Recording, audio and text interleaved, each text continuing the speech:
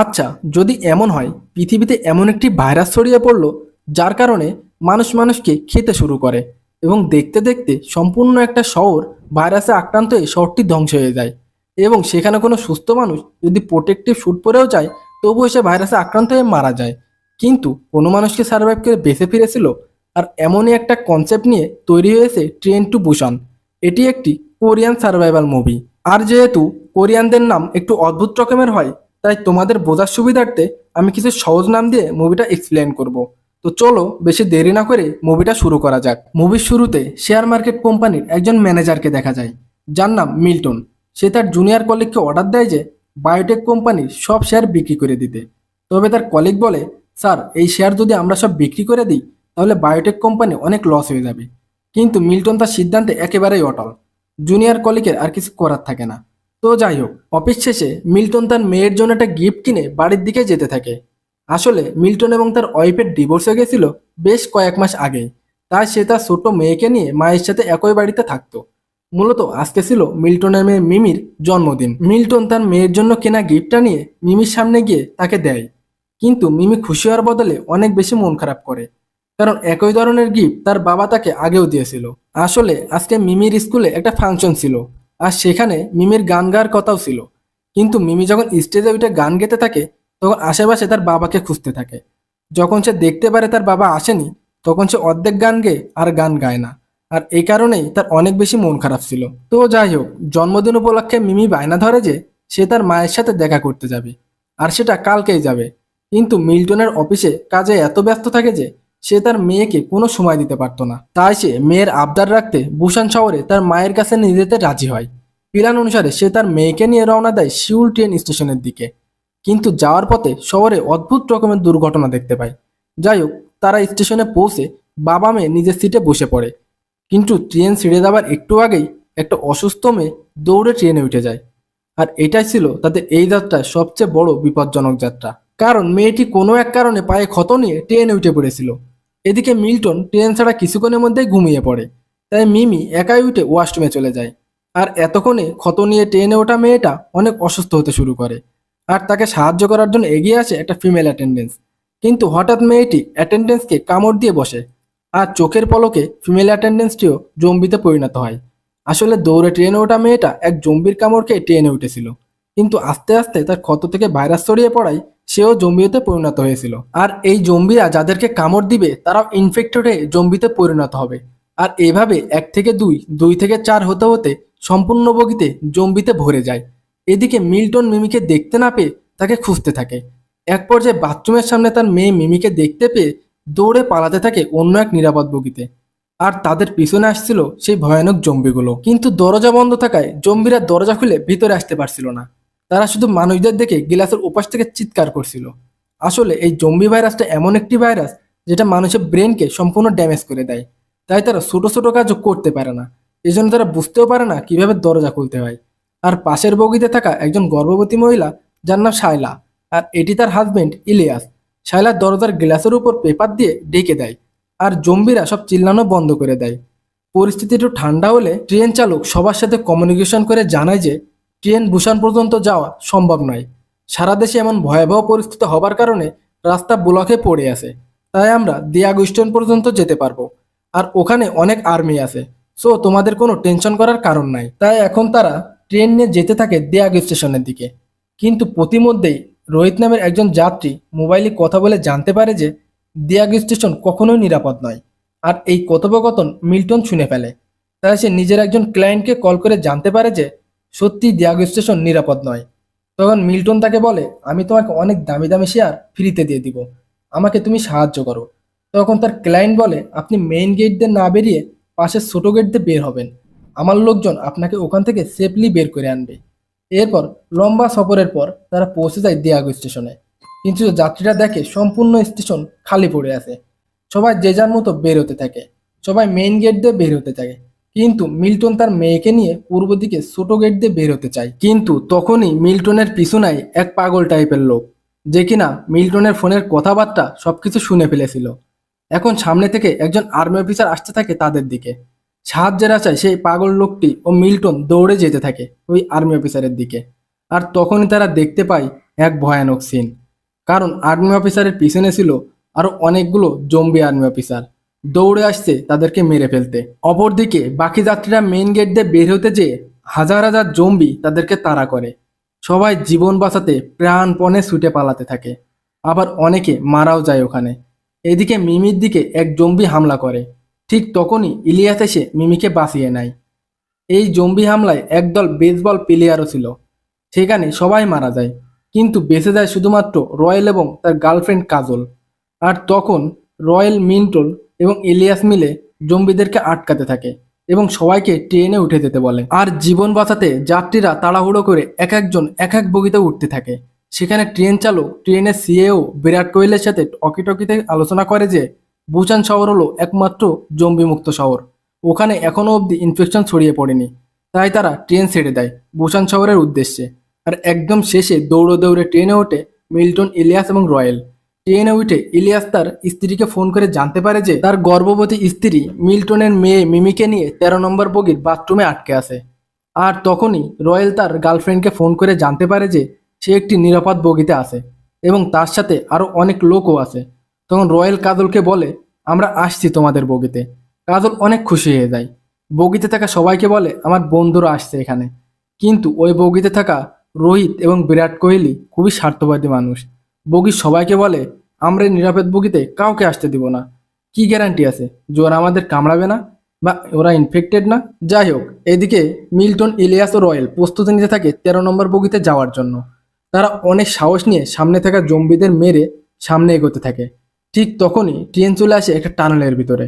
তারা তিনজন খেয়াল করে বুঝতে পারে যে অন্ধকারের কারণে জম্বিরা কিছুই দেখতে পাচ্ছে না। আর এই সুযোগে তারা দ্রুত পৌঁছে যায় 13 নম্বর বগিতে। তখন তারা ইলিয়াসের স্ত্রী শায়লা, মিল্টনের মেয়ে মিমি, রয়েল ও একজন বৃদ্ধ মহিলাকে নিয়ে সামনের দিকে এগোতে থাকে। যখন আর একটা বগি পার হবে ঠিক তখনই মিল্টন ওই পাগল লোকটাকে বাঁচাতে গিয়ে মিল্টন পড়ে যায় জম্বিদের চোখে। মিল্টন ও পাগল লোকটা দৌড়ে আসে অন্য বগিতে, কিন্তু দরজা বন্ধ করার আগেই জম্বিরা দরজার মাঝে হাত পা মাথা ঢুকিয়ে দরজা আর আটকাতে দেয় না। ইলিয়াস কোনো রকমে তার সর্বোচ্চ শক্তি দিয়ে দরজাটি ধরে রাখতে থাকে। মিল্টন লড়াই করছিল জম্বিদের সাথে, আর এদিকে অপর পাশেই বগিতেই ছিল বাকি সুস্থ মানুষগুলো। তখনই রয়েল চিৎকার করে বলতে থাকে, দরজা খুলো, কিন্তু কোনো লোক সাড়া শব্দ দেয় না। উল্টো রয়েলের গার্লফ্রেন্ড কাজলের মুখ ধরে চেপে রাখে এবং দরজা আরো শক্ত করে লাগিয়ে দেয়। রয়েল রাগ হয়ে হাতে থাকা বেসবল ব্যাট দিয়ে দরজায় আঘাত করতে থাকে। আর এদিকে মিল্টন ও ইলিয়াস সবার জীবন বাঁচানোর চেষ্টা করতে থাকে। এদিকে এতক্ষণে দরজা ধরে রাখা ইলিয়াসকে এক জম্বি কামড়ে দেয়। তখন ইলিয়াস তার স্ত্রীর সামনেই ধীরে ধীরে জম্বিতে পরিণত হতে থাকে, কিন্তু শেষ পর্যায়ে রয়েল আঘাত করতে করতে দরজাটা ভেঙে ফেলে। তবে ততক্ষণে জম্বিরা ইলিয়াসের ধরে থাকা দরজাটা ভেঙে ফেলে। ইলিয়াস তার জীবনের শেষ সর্বশক্তি দিয়ে আটকাতে থাকে জম্বিদের, বাঁচিয়ে দেয় তার অনাগত সন্তান ও তার স্ত্রী সহ বাকিদের জীবন। তারপর তারা কষ্ট করে নিরাপদ বগিতে যে পৌঁছাতে পারলেও ইলিয়াস ও ওই বৃদ্ধ মহিলাটি মারা যায়। আর এটা দেখতে পায় সুরক্ষিত বগিতে থাকা ওই বৃদ্ধ মহিলাটির বোন। নিরাপদ বগিতে মিল্টন রোহিতকে মারধর করতে থাকে এবং বলে, তোমার জন্যই তারা দুইজন মারা গেল, তুমি দরজাটা খুলে দিলে তারা সবাই বেঁচে যেত। ঠিক তখনই রোহিত সবাইকে উস্কে দিয়ে বলে, তারা ইনফেক্টেড, তারা এখনই জম্বিতে পরিণত হয়ে যাবে, তাদেরকে এই বগিতে থাকতে দিলে হবে না, তাদেরকে অন্য বগিতে পাঠিয়ে দাও, নয়তো আমরা সবাই মারা যাব। তখন ওই বগির সবাই মিলে এক হয়ে মিল্টন ও তার মেয়ে মিমি, ইলিয়াসের গর্ভবতী স্ত্রী শায়লা, রয়েল ও তার গার্লফ্রেন্ড কাজল ও পাগল লোকটিকে অন্য বগিতে পাঠিয়ে দেয়। তখন তারা 6 জন অন্য বগিতে চলে যায়। তবে নিরাপদ বগিতে থাকা একজন মহিলা, অর্থাৎ যার বোন রোহিত ও বিরাটের নিষ্ঠুরতার কারণে জম্বিদের কবলে পড়ে মারা গেছে, মানে জম্বিদের শিকার হয়েছে, তাই এই মহিলাটি তার বোনের কষ্ট সহ্য করতে না পেরে স্বার্থপর লোকের উপর প্রতিশোধ নেবার জন্য দরজার কাছে যে দরজাটি খুলে দেয়। আর মুহূর্তেই তাদের মাঝে নেমে আসে এক ভয়াবহ ধ্বংসলীলা, আর মারা যায় ওই বগির প্রায় সবাই। হঠাৎ ট্রেনটি থেমে যায়। ট্রেনের চালক সবার উদ্দেশ্যে জানায় যে সামনের লাইনটি ট্রেন দুর্ঘটনা হওয়ার কারণে লাইনটি নষ্ট হয়ে গিয়েছে, আমরা এই ট্রেনে আর সামনে যেতে পারবো না। আমি একদম বাম দিকে থাকা ট্রেন নিয়ে বুসানে যাব। যারা আমার কথা শুনতে তা বুঝতে পারছো তারা বাম দিক থেকে ট্রেনে উঠে পড়ো। আর এদিকে দেখা যায় ধ্বংসলীলা চলা বগির ওয়াশরুমে রোহিত ও বিরাট লুকিয়ে আছে। তারা ট্রেন চালকের ঘোষণা শুনে রোহিত বিরাট কোহলিকে জম্বিদের মাঝে ধাক্কা দিয়ে দেয়। আর জম্বিরা যখন বিরাট কোহলিকে খাওয়ার তাই ব্যস্ততায় ছিল, তখন ওখান থেকে রোহিত পালিয়ে যায়। এইদিকে মিল্টন ও বাকি অন্যরা ওই বাম দিকে থাকা ট্রেনের কাছে যাচ্ছিল।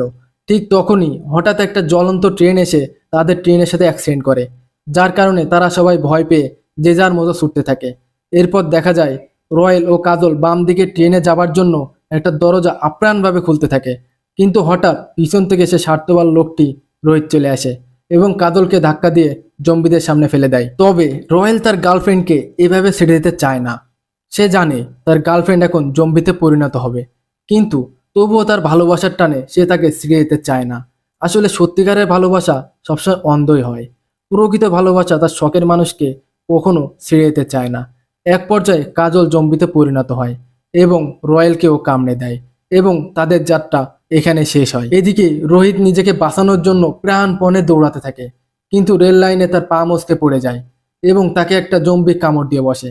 লোকটির পড়ে যাওয়া দেখে সরল মনে বাঁচাতে আসে ট্রেন চালক, কিন্তু রোহিত নিজে একটা কামড় খাওয়ার পরও রোহিত ট্রেন চালককে ধাক্কা দিয়ে ফেলে দেয় জম্বিদের মাঝে আর নিজে দৌড়াতে দৌড়াতে বাম দিকে ট্রেনে উঠে পড়ে। বেচারি ট্রেন চালক এখানেই মারা যায়। অন্যদিকে মিল্টনকে দেখানো হয় তারা এমন একটা জায়গায় ফেসে গেছে যেখানে তাদের উপর একদল জম্বি তাদেরকে খাওয়ার জন্য ট্রেনের জানালা দিয়ে ঝুঁকতে থাকে। মিল্টন খুব কষ্ট করে ট্রেনের নিচ দিয়ে বাইরে বেরিয়ে আসে, কিন্তু তখনই ট্রেনের একটি চাকা ওই ফাঁকা জায়গাতে পড়ে আটকায় যায়। মিল্টন সর্বশক্তি দিয়ে চাকাটাকে সরানোর চেষ্টা করতে থাকে, কারণ দুই ট্রেনের মাঝে ফেসে আছে শায়লা, তার মেয়ে মিমি, ওই পাগল লোকটা। মিল্টন খুব কষ্ট করে চাকাটা ওখান থেকে সরায়, কিন্তু হঠাৎ জানালা ভেঙে জম্বিগুলো শায়লা ও মিমিকে খেতে আসতে থাকে। আর পাগল লোকটা বলে, তোমরা বেরিয়ে যাও, আমি দেখছি। এই বলে সে জম্বিদেরকে আটকাতে থাকে এবং নিজের জীবন বিসর্জন দিয়ে শায়লা ও মিমিকে বাঁচিয়ে দেয়। তারা দৌড়ে ট্রেনটিকে ধরে, কিন্তু জম্বিরা যেন তাদের পিছু ছাড়তে চায় না। জম্বিরা ট্রেনের পিছন ধরে তারা সবাই ঝুলতে থাকে। এতগুলো জম্বি একসাথে থাকায় ট্রেনের স্পিড কমতে থাকে। অনেক চেষ্টা করে মিল্টন হাতে লাথি দিয়ে দিয়ে ট্রেনটিকে জম্বিদের হাত থেকে ছাড়িয়ে ফেলে এবং এই যাত্রায় তারা বেঁচে যায়। কিন্তু আরো বেশি বিপদের সম্মুখীন হয় একটু পর। মিল্টন চালকের রুমেতে দেখতে পায় সেখানে সেই স্বার্থবান লোকটি রোহিত রয়েছে, কিন্তু সেও জম্বিতে পরিণত হয়ে গিয়েছে। তারপর মিল্টন আর রোহিতের সঙ্গে এক ভয়াবহ ফাইট হয় এবং মিল্টন তাকে ট্রেন থেকে ফেলে দিতে সক্ষম হয়, কিন্তু রোহিত সেই লোকটি পড়ে যাওয়ার আগে মিল্টনের হাতে একটা কামড় দিয়ে দিয়েছে। মিল্টনের হাতে কামড় দেখে বুঝতে পারে তাকে এখন তাদেরকে ছেড়ে দেওয়ার সময় হয়েছে। তাই তার জ্ঞান থাকা অবস্থায় তার মেয়ে মিমি এবং ইলিয়াসের গর্ভবতী স্ত্রী শায়লাকে চালকের রুমে নিয়ে যায়। মিল্টন শায়লাকে ট্রেনের লিভার দেখিয়ে দেয় এবং বলে, তোমরা যখন বুসান পৌঁছে যাবা তখন এই লিভারটি ধরে টানবা, তখন ট্রেনটি থেমে যাবে। আর তোমার কাছে আমার একটা অনুরোধ, তুমি যদি পারো আমার মেয়েকে তার মায়ের কাছে পৌঁছে দিও, আর যদি না পারো তুমি আমার মেয়েকে খেয়াল রেখো। মিল্টনের মেয়ে তার বাবার জন্য অজস্র কাঁদতে থাকে আর বলে, বাবা তুমি যেও না, আমি তোমাকে ছেড়ে থাকতে পারবো না। মেয়েটির চোখের জল মিল্টনকে যেন হাজারবার থাকতে বলছে, কিন্তু মিল্টনের কিছু করার নেই। তার সময় হয়ে গেছে, তাকে এখন যেতেই হবে। মিল্টন তার মেয়েকে বলে, এখন তোমাকে শায়লা দেখে রাখবে, তুমি মনে করবা ওটাই তোমার মা।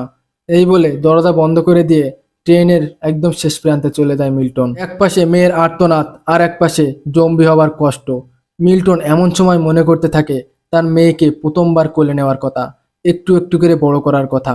আর এসব মনে করতে করতে সে ট্রেন থেকে লাফ দেয়, নিজের মেয়েকে বাঁচাতে বিসর্জন দেয় তার নিজের জীবন। এরপর দেখা যায় ট্রেন পৌঁছে গেছে বুসান স্টেশনে। সেখানে আর্মিরা দেওয়াল তুলে বন্দুক নিয়ে বসেছিল। আর্মিরা তার কমান্ডারকে জানায় তারা টানেলের ভিতর কিছু একটা দেখতে পাচ্ছে, কিন্তু বুঝতে পারতেছে না। তার কমান্ডার বলে, গুলি করে মেরে দাও। আর্মিরা যখনই গুলি করতে যাবে তখনই তাদের কানে কিছু একটা ভেসে আসে।